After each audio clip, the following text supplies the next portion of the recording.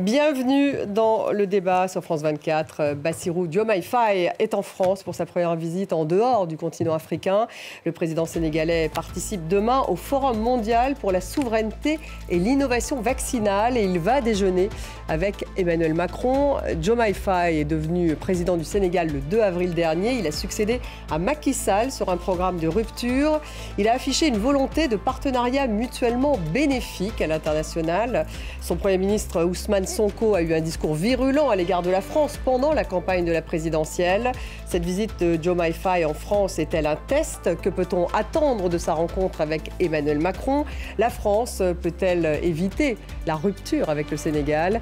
Est-ce finalement un nouveau chapitre pour les relations entre les deux pays? Voilà les questions que nous allons poser à nos invités. J'ai le plaisir d'avoir à mes côtés Niagalé Bagayoko. Bonsoir. Bonsoir. Merci d'être là. Vous êtes présidente du Centre de recherche African Security Sector Network. Bienvenue. Merci. En face de vous, Sédik Abba, bonsoir. Bonsoir. Vous êtes président du Centre international d'études et de réflexion sur le Sahel, le CIRES.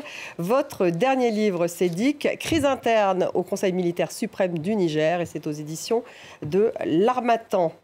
Stéphane Ballong est avec nous ce soir. Bonsoir Stéphane, chef du service Afrique de France 24. On devrait avoir donc en direct de Dakar dans quelques instants notre correspondant Eliman Ndao. Une première question à vous, Sédik Abba. D'abord, c'est la première visite de Diomaye Faye en France, en dehors d'Afrique, hein, bien sûr. Pourquoi avoir choisi la France? Est-ce que c'est un choix ou est-ce qu'il y avait une sorte de concomitance, un hasard du calendrier, puisque demain, il devait justement se présenter à ce fameux forum sur les vaccins, invité notamment par Gavi? Non, je pense que c'est plus une opportunité d'agenda, puisque, comme vous avez bien indiqué, il y a demain ce sommet sur la souveraineté vaccinale, ce sommet auquel participent plusieurs chefs d'État africains qui vont d'ailleurs être reçus les uns après les autres par Emmanuel Macron. La seule particularité, si on peut parler de particularité, c'est que lui va être reçu à déjeuner. Ça prouve quand même l'intérêt particulier, c'est absolument différent, ça prouve l'intérêt particulier. Donc il y a une opportunité qui a été créé par sa présence à ce sommet et la France a saisi cette opportunité pour avoir cette discussion, cette prise de contact, pouvoir aborder des dossiers bilatéraux, des dossiers régionaux aussi. J'imagine que le président Macron et Diomaye Faye vont se tester, puisque c'est la première fois qu'ils vont se rencontrer, ils vont se tester, voir comment les choses vont se présenter pour la suite dans les relations entre le Sénégal et la France. Ça va faire office de test, à votre avis, Niagalé? Oui, c'est un peu une heure de vérité parce que le Premier ministre, Ousmane Sonko, a en effet pris la France à partie avant son accession au pouvoir, mais il l'a fait de nouveau il y a à peine quelques semaines en déplorant l'attitude qui avait été celle de la France, notamment pendant cette campagne qui a duré presque 2 ans, hein, qui a vu un grand nombre de militants de son parti et de celui du président Diomaye Faye emprisonnés, qui a vu de nombreux morts et donc qui a mis en cause la complicité, ou en tout cas le silence de la France face à ce qu'il considère comme des abus de son prédécesseur Macky Sall. Donc la question est de savoir si le discours d'Ousmane Sonko, qui reste quand même assez offensif vis-à-vis de la France, sera relayé de la même façon par le président. Par Diomaye Faye. Qu'en pensez-vous, Stéphane Ballong? Justement, les raisons que cite Mme Bagayoko font que le fait que cette visite se déroule dans un cadre multilatéral finalement, où ce n'est pas une visite bilatérale du chef de l'État sénégalais qui rend visite au chef de l'État français. Pas une visite d'État. Et en fait, ça diminue, ça réduit de manière considérable la pression que pourrait avoir Diomaye Faye dans le cadre de cette visite. Parce qu'il le sait, les attentes sont très fortes. Et quand on a tenu le discours qui a été celui d'Ousmane Sonko, quelques jours, ça fait quoi, une quinzaine de jours avant cette visite, arriver à Paris aurait pu être très tendu. Et finalement, on le fait dans un contexte. Le déjeuner se tient en marge du forum. Hein, donc, ça permet de poser les bases. Test, je pense que c'est le bon mot.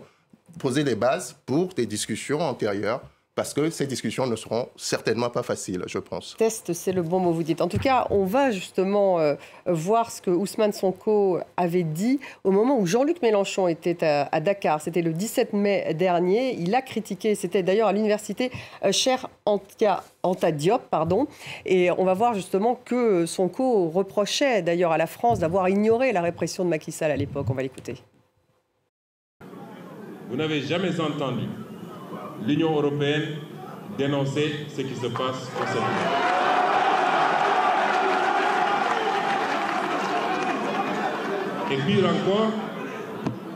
Et pire encore, c'est au pire de ces persécutions que le président Macron accueillait le président Macky Sall pour le féliciter.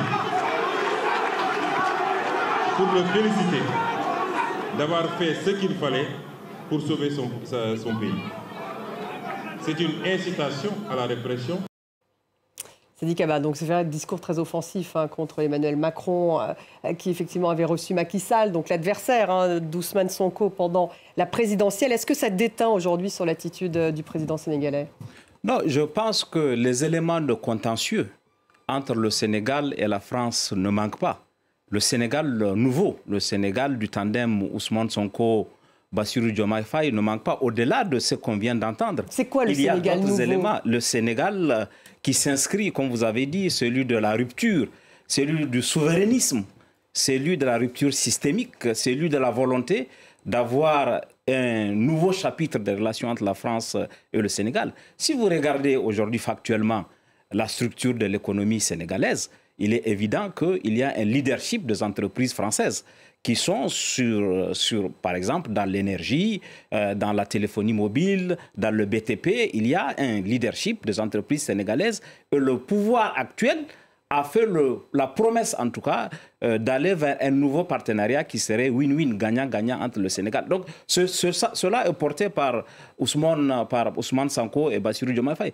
Au-delà de ce discours, quand on regarde un peu la période qui a précédé, puisque Sonko l'a rappelé, celle qui a précédé la présidentielle elle-même, on a le sentiment que le Sénégal, la France a fait le pari de Amadou Ba, puisque Amadou Ba, qui était le Premier ministre à l'époque, était le dauphin de Macky Sall, était venu ici, on lui a déroulé le tapis rouge au prétexte qu'il y avait un séminaire gouvernemental franco-sénégalais qui devait se tenir. Donc, la France a été convertie sur le tard de la possibilité que le Sonko arrive au pouvoir. Son parti pris était soit d'accompagner Macky dans sa volonté de prolonger son mandat, ou à défaut, en tout cas, de soutenir le dauphin de Macky Sall. Les choses ont changé. À mon avis, il y a des éléments de contentieux, mais moi, je reste persuadé et je pense que le pragmatisme qu'on a pu voir de la part du pouvoir sénégalais actuel me font penser qu'il y aurait toujours une marge de possibilité pour que les relations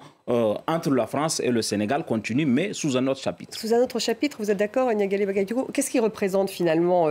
On a quand même l'impression que Diomaye Faye est plutôt un peu le raisonnable, enfin depuis qu'il a pris les rênes du pays, c'était il n'y a pas très longtemps, il y a 2 mois, et que Ousmane Sonko, son Premier ministre, serait celui qui aura un discours un peu plus véhément. Est-ce que c'est ça? C'est ce qui apparaît aujourd'hui du tandem, mais les institutions se révéleront sans doute assez plastiques et on verra à l'usage, là c'est à peine 2 mois après l'élection, laquelle des deux autorités s'imposera en réalité. Moi, il me semble que la redéfinition qui va se fait des deux côtés dans un contexte de forte revendication pour du souverainisme, pour du patriotisme, de regarder en miroir les revendications qui sont portées par le PASTEF en termes de fierté nationale, renvoie beaucoup à celui qu'on voit dans les pays sahéliens qui pourtant sont dirigés par des militaires, mais ça démontre qu'il y a effectivement aujourd'hui un courant panafricain qui réclame l'affirmation de la souveraineté et du respect des identités nationales, qui fait bien entendu écho à ce qu'on voit ailleurs dans le monde, y compris en France. Stéphane Balong, qu'est-ce que ça peut donner justement, ce souverainisme sénégalais de la part de Diomaye Faye? Juste, si vous permettez, Stéphanie, un mot rapide sur les propos qu'on vient d'entendre. Je pense qu'il est important de faire quand même la distinction entre le Premier ministre et chef de parti, qui tient là un discours très politique. Et je pense que c'est une façon pour lui de dire aux autorités françaises, à Emmanuel Macron en l'occurrence, vous n'avez pas été à nos côtés, nous sommes aux affaires désormais, sachez qu'on ne vous fera pas de cadeaux. Ça laisse, comme le disait Sédic et Mme Bakayoko, imaginer, entrevoir en tout cas des échanges difficiles. Alors, qu'est-ce que ça dit, le souverainisme que prônent Ousmane Sonko et Diomaye Faye? Moi, je vois ça comme une volonté, en fait, de s'approprier ou de se réapproprier, si vous voulez, l'appareil de production, l'économie, l'éducation, l'idéologie même, si je puis dire, du Sénégal. Ça veut dire quoi? Ça veut dire défendre davantage les intérêts économiques du Sénégal. N'oubliez pas que Bassirou Diomaye Faye est arrivé au-delà de la rupture du souverainisme. Il y a un contexte qui est une réalité immédiate, qui est une réalité très dure. Le chômage des jeunes, on en a parlé en long et en large ici sur ce plateau, et il y a une forte attente. Il faut apporter des réponses. Comment on apporte ces réponses-là? Quel levier on va utiliser pour apporter ces... Et c'est aussi ça que Bassirou Diomaye Faye vient dans une certaine mesure chercher à Paris.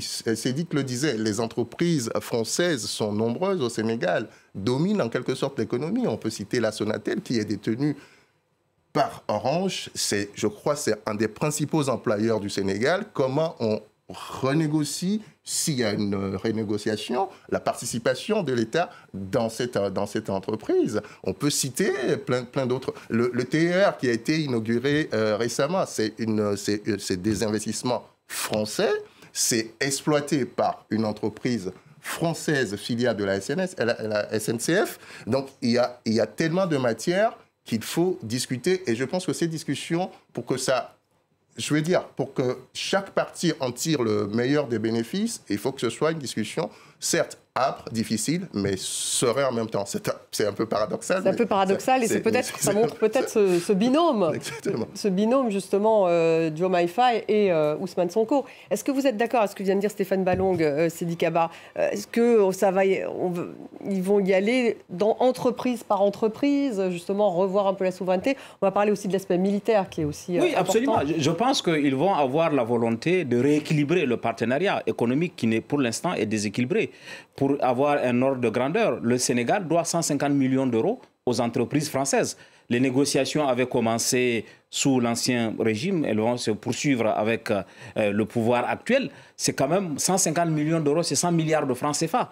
Donc ça prouve quand même le niveau de présence économique qu'il y a en France, et ça prouve en même temps le niveau de déséquilibre qu'il y a. Donc ils vont négocier sur le volet bilatéral, mais aussi sur le volet multilatéral, parce que l'autre levier dont dispose le pouvoir actuel, c'est aussi la question de la pêche. La pêche au Sénégal, c'est un des plus grands employeurs. Et là aussi, il y a un déséquilibre, même si le dossier n'est pas franco-sénégalais, il est franco-Union européenne. Et la France étant un acteur majeur, j'imagine que cette question de la pêche va tôt ou tard revenir aussi dans la discussion, dans la volonté du Sénégal d'avoir un partenariat équilibré avec la France et avec le reste du monde. On ne peut pas le réduire seulement à la France, puisque, par exemple, quand on prend le secteur pétrolier, qu'ils veulent renégocier, il n'y a pas que la France, il y a d'autres acteurs. Et comme a dit Stéphane, je crois qu'ils savent qu'ils sont entendus par leur électorat sur des questions très concrètes du pouvoir d'achat, de l'emploi de jeunes. Et sur ces questions-là, à mon avis, ils feront autant qu'ils pourront pour obtenir des résultats rapidement. Juste après l'élection de Diomaye Faye, Stéphane Séjourné avait été interviewé par vous, Stéphane. On va écouter un petit extrait de l'entretien. Le processus démocratique a fonctionné et qu'il y a des alternances comme dans beaucoup de pays.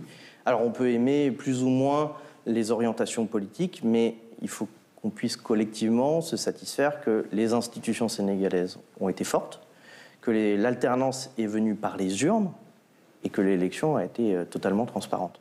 C'est ce qu'on appelle une démocratie qui vit et qui permet justement ça. C'était aussi un message qui est envoyé à un certain nombre de régimes qui pensent que les idées ne peuvent advenir que par la force ou par des régimes. Oui, prenez acte en fait de cette élection. Oui. Le chef de la diplomatie française, bon là on est dans un contexte électoral, on est en pleine élection législative, on va essayer d'en dire un mot tout de même. Mais justement, comment la France reçoit-elle ce souverainisme, à votre avis, Niagalé? À mon avis, elle ne l'interprète pas comme elle le devrait.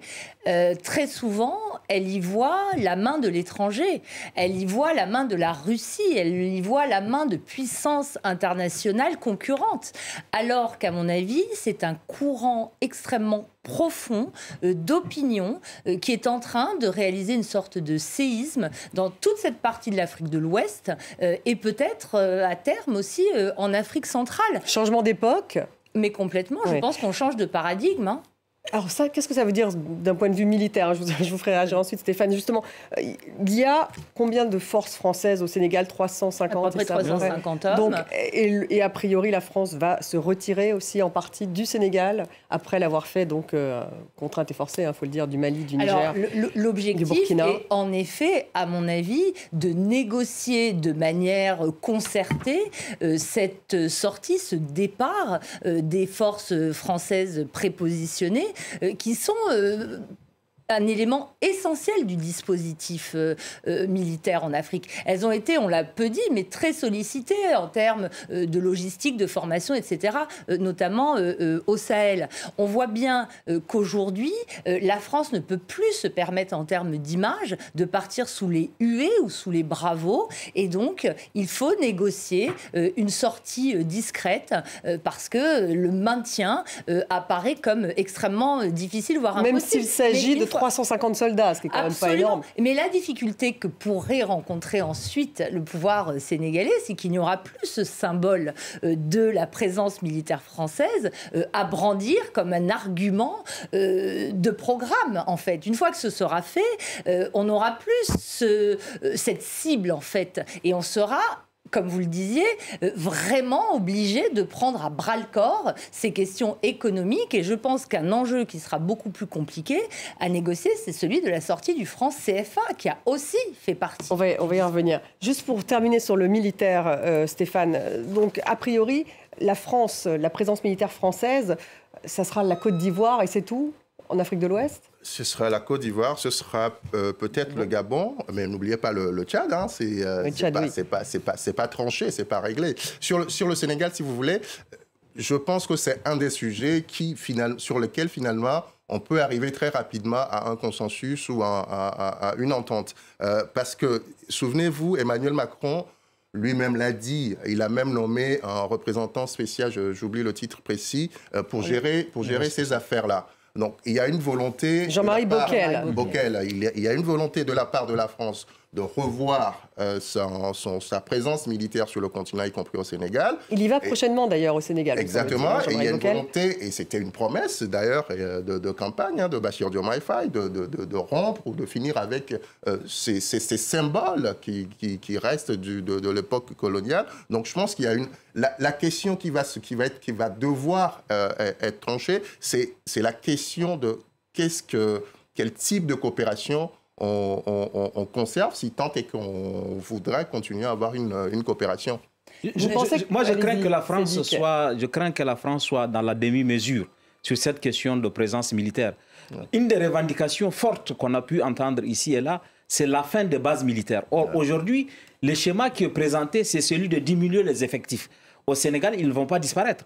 On va passer de 350 peut-être à 200. En tout cas, il y a une volonté de les diminuer. Mais on n'est pas encore arrivé. Je crois que Paris n'a pas encore réussi à franchir le cap de la fermeture définitive de ces bases-là.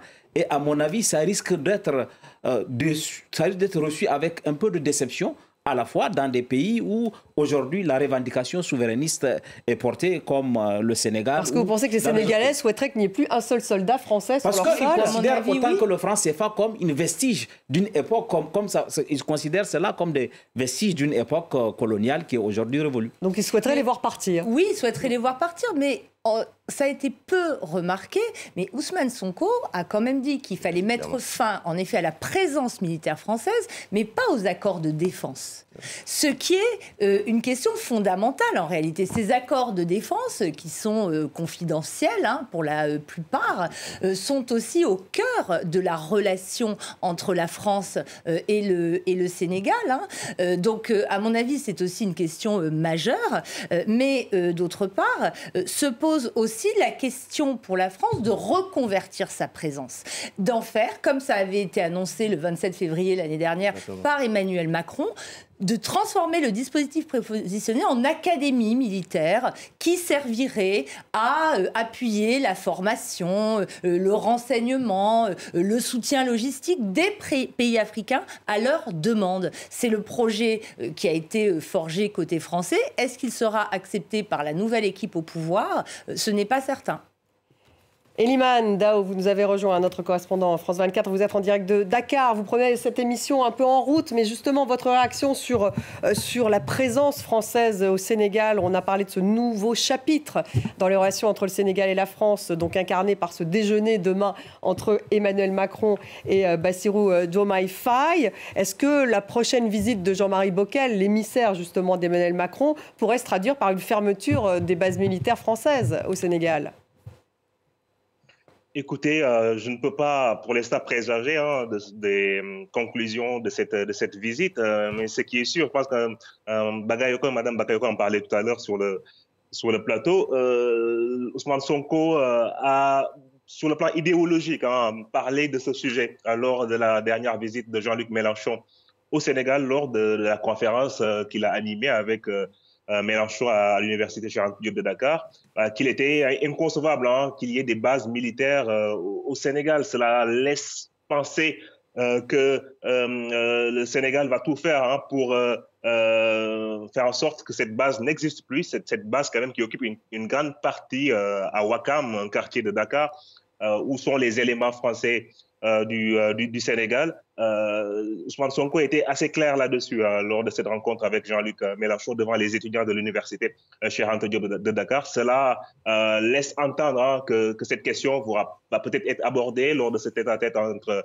Bassirou Diomaye Faye et Emmanuel Macron. En tout cas, c'est un sujet qui passionne ici au Sénégal où en fait, si on sort dans la rue, les Sénégalais à qui j'ai eu même à parler aujourd'hui lors d'un micro-trottoir que j'ai fait et qui va passer dans le Journal de l'Afrique, ils ne veulent pas de cette présence militaire au Sénégal. Donc ça veut dire, Stéphane Ballon, que les Sénégalais peuvent assurer leur sécurité sans les Français, enfin sans la présence des soldats français.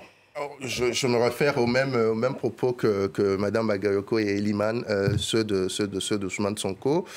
Ousmane Sonko dit non seulement il y a plus de sens, il n'y a pas de sens qu'on ait une base militaire sur notre territoire, et dit ensuite que sur un plan stratégique de défense nationale, ça fausse la donne. Donc, il y a une volonté de se réapproprier. On revient à la question du souverainisme. Donc, de nationaliser toute la défense, en fait, du pays. Exactement. Et j'ajoute à cela qu'il faut avoir à l'esprit que Ousmane Sonko, aussi bien que Bassirou Diomaye Faye, sont des produits, de purs produits, si je puis dire, du Sénégal, dans le sens où c'est des gens qui n'ont pas de relations affectives, j'allais dire, avec la France. Ils ont fait l'intégralité de leur étude au Sénégal. C'est des gens qui pensent, qui réfléchissent d'abord Sénégal. Et de ce point de vue, il y a une dimension intérêt national qui prime sur le côté affectif. Est-ce que ça veut dire quoi ? Et d'ailleurs, il me semble que Bassirou Diomaye l'a dit dans l'un de ses discours. On n'est pas en train de dire qu'on va rompre définitivement avec un partenaire comme la France. On est en train de dire qu'on va aller chercher nos intérêts où on les trouve. Ça veut dire concrètement qu'on peut conserver une forme de coopération militaire avec la France, mais on ne serait pas dans une relation exclusive. Militaire, en fait. Oui, absolument. Absolument. Oui, d'autant que les éléments français du Sénégal, dans la forme actuelle, ne participent pas à la défense du Sénégal, à la défense d'une menace au Sénégal. Ils font de la formation, ils font de l'appui logistique, ils font des choses. On a pu voir, lorsqu'il y a eu un grand incendie au marché de Dakar, les forces françaises du Sénégal venir aider à éteindre. Donc, sur le plan de la défense opérationnelle du territoire, et ça n'aurait pas d'implication à proprement parler quand ces forces vont partir. Il y a sur le plan de la sécurité maritime un accompagnement à la formation qui est apporté, mais ce sont des missions qui peuvent être faites sans que forcément on ait besoin d'une base présence permanente au Sénégal, puisqu'on sait qu'aujourd'hui ça cristallise un peu le sentiment sénégalais, la présence de cette base. C'est perçu comme un vestige d'une période qui est aujourd'hui révolue. Donc Tegali Bagayoko, il restera quelle base militaire française en Afrique de l'Ouest? Il y a un retrait. Comme on disait, peut-être la Côte d'Ivoire, tant qu'Alassane Ouattara est au pouvoir. Il n'est pas dit que là aussi, il y a un courant souverainiste en Côte d'Ivoire. Mais moi, je dirais que le souverainisme et le nationalisme est apparu en Côte d'Ivoire avant d'apparaître ailleurs. On l'a oublié, hein, mais un vrai sentiment anti-français, contrairement à ce qu'on a pu voir en Afrique de l'Ouest et au Sahel, c'est-à-dire y compris contre des individus de nationalité française, c'est dans les années 2000 qu'on l'a vu apparaître au Sénégal et de manière très virulente, en Côte d'Ivoire, pardon. En Côte d'Ivoire, excusez-moi.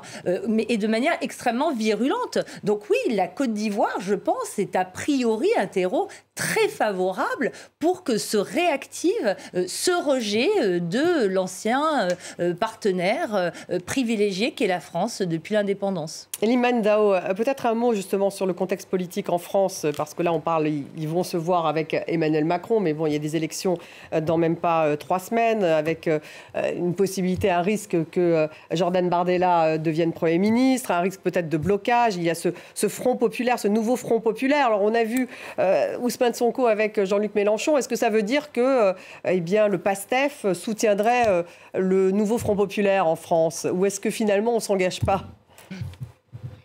Pas officiellement, en tout cas. S'il y a un soutien, ce ne serait pas officiel, mais Ousmane Sonko, quand même, à côté de Jean-Luc Mélenchon, s'est affiché comme aux côtés d'un vrai partenaire lors de sa visite au Sénégal, en saluant la posture de Jean-Luc Mélenchon lors des différentes crises qu'a traversé le Sénégal. Jean-Luc Mélenchon qui n'a jamais tardé à dénoncer ce qui se passait au Sénégal, la persécution, selon Ousmane Sonko, la persécution qu'il subissait. Ousmane Sonko avait parallèlement dénoncé l'attitude d'Emmanuel Macron, selon laquelle Emmanuel Macron avait, d'une certaine manière, sponsorisé ou bien même avait incité à la répression. Ce sont les termes qu'il avait employés lors notamment des dernières violences, dernières émeutes au Sénégal en juin 2023. Cela veut simplement dire on va voir quelle posture le président Diomaye va avoir en face d'Emmanuel Macron. Mais ce soutien diffus, on va dire, de Sonko envers Jean-Luc Mélenchon a été perceptible lors de ce discours. Des discours que les deux hommes ont tenus devant les étudiants de l'université Cheikh Anta Diop de Dakar, soutien pas officiel, du nouveau pas officiel. On ne sait pas quel regard le PASTEF a sur l'actualité en France. Moi, je crois que s'il y a un pays d'Afrique subsaharienne où l'actualité politique actuelle de la France va être regardée, c'est le Sénégal, vraiment, autant que le Mali. Parce que le Sénégal, c'est la deuxième diaspora d'Afrique subsaharienne en France, après le Mali. C'est clair qu'il y a des enjeux à la fois bilatéraux et au-delà, puisqu'il y a une communauté sénégalaise. Quel va être son sort si le Front National arrive au pouvoir? Quel va être aussi le sort de la coopération bilatérale? Parce que comme on sait déjà, sous le pouvoir actuel, c'est lui qui, en France, l'aide publique au développement, par exemple, a commencé à diminuer considérablement. Est-ce que la préférence nationale va amener le Front National à dire que notre priorité, ce n'est pas l'aide publique au développement? Donc, il y a des enjeux importants qui vont faire que, à mon avis, cette actualité française va être regardée avec beaucoup d'attention à Dakar et dans les autres villes du Sénégal. L'impact sur la diaspora. Alors, il y a cet élément qui est absolument fondamental, mais à l'inverse, il ne faudrait pas croire, je pense, que le PASTEF reprend la rhétorique de ce front populaire sur tous les sujets. Parce que, contrairement à ce qu'on pourrait croire, c'est un mouvement qui peut être catégorisé comme du panafricanisme de gauche sur le plan socio-économique, mais qui en revanche est extrêmement conservateur sur toutes les questions sociétales.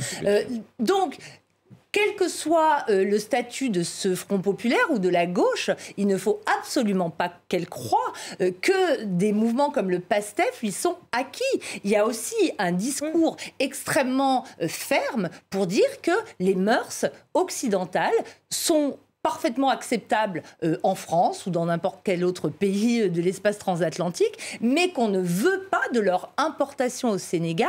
Et la question de l'homosexualité ou des communautés LGBTQ est extrêmement présente dans la rhétorique. Donc on a un mouvement qui est double, qui est très conservateur et assez à droite sur le plan sociétal et sur le plan moral. Donc très différent du nouveau Front populaire.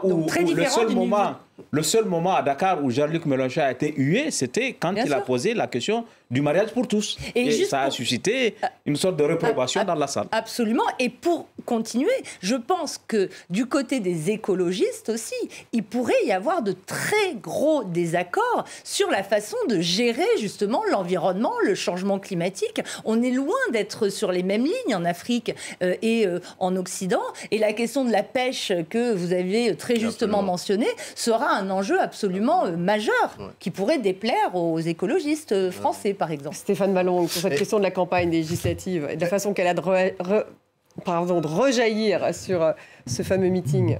Oui, je suis à peu près d'accord avec tout ce qui vient d'être dit.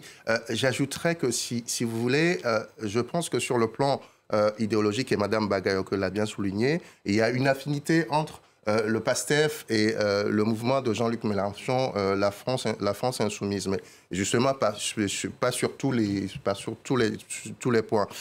Mais quand j'écoute le raisonnement du PASTEF et de ses leaders, j'ai l'impression que, en fait, ce n'est pas un sujet dans le sens où une amitié ne va pas définir la relation bilatérale que vont tisser les deux pays.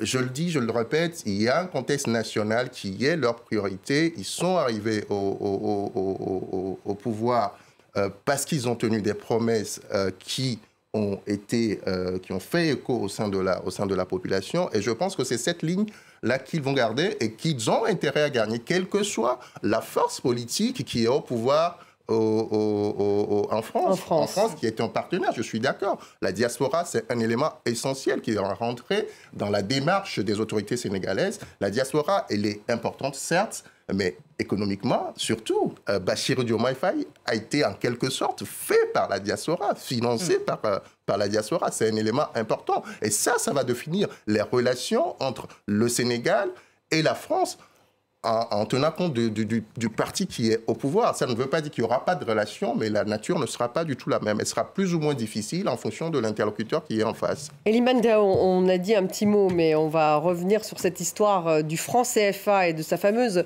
réforme qui est liée donc à ce discours souverainiste. Est-ce qu'à votre avis, ils vont en parler demain ? Certainement, parce que lorsqu'on suit la rhétorique du PASTEF, d'Ousmane Sonko et même de Bassirou Diomaye Faye, cette question, elle est centrale, même s'ils n'ont pas fait d'annonce pour l'instant. Ils ne disent pas qu'ils sortent tout de suite du franc CFA. Le plan, ce serait d'essayer de réformer ce franc CFA, d'aller soit vers l'autre alternative qui a été proposée, l'éco. Et si ces deux alternatives ne parviennent pas à donner au Sénégal une certaine souveraineté, c'est à ce moment-là que la sortie du franc CFA sera envisagée par Bassirou Diomaye Faye, qui n'exclut même pas la création d'une monnaie sénégalaise. Mais c'est une question centrale, la question monétaire. Beaucoup de mouvements qui sont alliés au PASTEF. Je prends l'exemple du FRAPP France Dégage avec Guy Marius Sagna ont combattu ces dernières années très fermement contre le franc CFA. Et ces idées de ces mouvements assez radicaux sont partagées par Ousmane Sonko et Bassirou Diomaye Faye. Maintenant, à l'épreuve du pouvoir, il faudra trouver des accords, des convergences. Et selon, en tout cas, nos sources au palais présidentiel, si des accords ne sont pas trouvés dans la convergence sur le franc CFA ou sur l'EGO, le Sénégal n'exclut pas d'aller vers sa propre monnaie.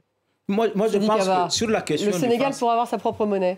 En tout cas, c'est ce que le PASTEF a clairement exprimé. Et sur cette question-là, autant Ousmane Sonko que Bassirou Diomaye Faye sont tenus par le programme du PASTEF. Il peut y avoir des sensibilités, mais sur la question du franc CFA, c'est une question que le parti porte. C'est pas une question... C'est plus l'Arlésienne, parce que l'écho, ça fait un petit moment. Mais il y a un dernier élément, à mon avis, si on n'évoque pas, il nous manquerait, c'est aussi la position, la capacité que le président Diomaye Faye a à parler à la fois aux jeunes de l'AES et à la France.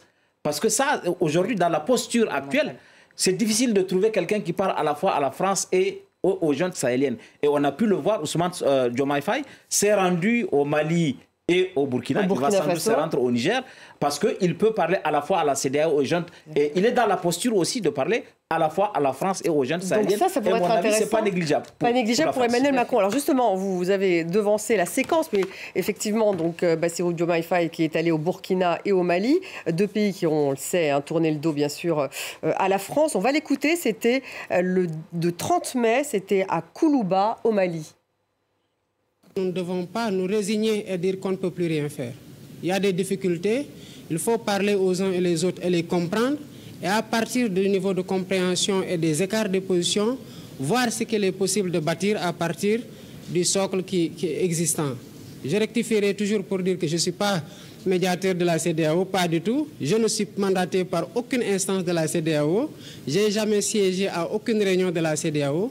J'ai été récemment élu. Je suis dans un parcours de prise de contact plutôt. Vous de redonner un peu de contexte, peut-être Niagalé Bagayoko, ils sont sortis de la CEDEAO, voilà, ces trois pays, le Mali, le Burkina Faso et le Niger. Et donc lui est allé au Mali, au Burkina Faso, il essaye de les rabibocher en fait, en quelque sorte. Et effectivement, il a accès à ces pays-là, la France n'y est plus. Est-ce que ça va jouer un rôle demain lors de l'entretien? Oui, je pense qu'à l'évidence, le Sénégal aujourd'hui est dans une position de médiation entre ces acteurs qui semblent aujourd'hui dans des postures extrêmement opposées, extrêmement braquées, non seulement parce que, encore une fois, la rhétorique souverainiste est propre aux deux partenaires, c'est-à-dire aussi bien dans ces contextes autoritaires que l'on a au Sahel que dans le contexte démocratique, mais aussi parce que le Sénégal est extrêmement attaché aussi à la CEDEAO, comme la plupart des pays côtiers en général. Et tous n'ont de cesse de faire en sorte que les pays de la ES changent d'avis et reviennent dans l'organisation. Mais même s'ils ne sont plus des démocraties. Donc c'est plus la question clé. Il faut se rappeler qui a fondé la CEDEAO au départ. C'est Gnassingbé et Yadema, qui était issu d'un coup d'État militaire. C'est le général Gowon, issu d'un coup d'État militaire au Nigeria. C'est aussi le Mali, le Burkina Faso, le Niger, qui à l'époque était dirigé par des jeunes. Donc l'idée selon laquelle la CEDEAO serait une organisation démocratique par essence est fausse. Et c'est d'ailleurs un discours qu'on entend aujourd'hui, par exemple du président Patrice Talon, qui a dit très clairement que le cœur de la raison d'être de la CEDEAO est avant tout économique, et que c'est dans les années 90 qu'on a ajouté cet agenda politique démocratico-libéral, et que peut-être pour que la CEDEAO survive avec l'ensemble de ses membres fondateurs, il faut se défaire de cet agenda. Elimane Dao, une réaction là-dessus, effectivement, ça fait partie de son agenda au président sénégalais que ces trois pays réintègrent la CEDEAO. Pourquoi finalement? Pour des objectifs de stabilité? Certainement, bon, ça s'inscrit pour moi dans une logique de la défense du panafricanisme, qui est l'une des valeurs du PASTEF. Le panafricanisme, le fait de renouer avec le continent, le fait d'aller vers de grandes fédérations, ça a toujours été un des postulats ou des paradigmes défendus par Ousmane Sonko, par Bassirou Diomaye Faye. Et comme l'on dit un peu tout le monde sur le plateau, le Sénégal a aujourd'hui une posture où il peut parler à tout le monde, ce que beaucoup de pays n'ont pas. L'arrivée de Bassirou Diomaye Faye a sonné un peu comme une opportunité offerte à l'instance de pouvoir se réunir autour d'une table. Et lors de sa dernière visite au Nigeria, il en avait parlé avec le président nigérien Bola Tinubu. Et le Nigeria, on le sait, c'est la locomotive de la CEDEAO, c'est la grande puissance économique de cette communauté économique.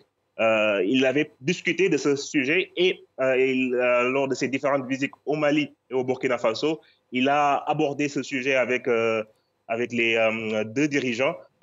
Sachant que ça va certainement prendre du temps, le fait de trouver des formules, des accords.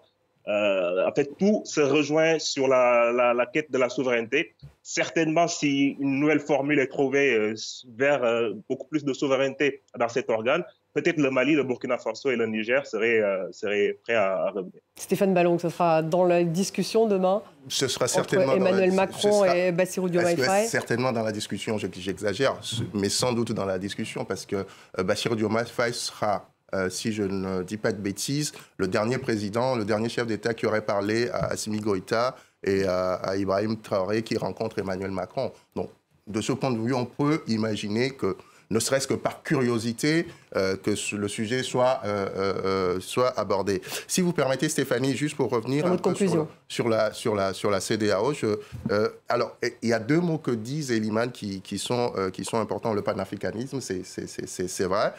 J'ai entendu fédération aussi dans ses propos. Il ne faut pas oublier qu'il y a ce qu'on appelait la fédération du Mali, qui était un État, une fédération qui réunissait le Sénégal actuel et ce que était le Mali autrefois. Tout ça pour dire quoi? Pour dire le lien très fort entre les deux pays, entre le Sénégal et le Mali. Le Sénégal a pendant longtemps été le port naturel du Mali, que ce soit pour les exportations du coton. Le Mali est un grand producteur de coton. Que ce soit pour les importations de bétail. Il y a une raison historique qui fait que le Sénégal est attaché à l'intégration régionale. Cette démarche, pour ainsi dire, rentre aussi dans une logique économique, parce que le Sénégal, qui est une puissance économique de la sous-région, c'est pas la première, mais c'est pas la dernière non plus, les visites de Diomaye Faye s'inscrivent aussi dans cette logique. Merci Stéphane Ballong, merci Niagalé Bagayoko d'avoir été avec nous ce soir, Seydi Kaba, merci Eliman Dao d'avoir été avec nous en direct de Dakar. Merci à vous tous de nous avoir suivis. Vous pouvez retrouver cette émission sur les réseaux sociaux et également en podcast. À demain.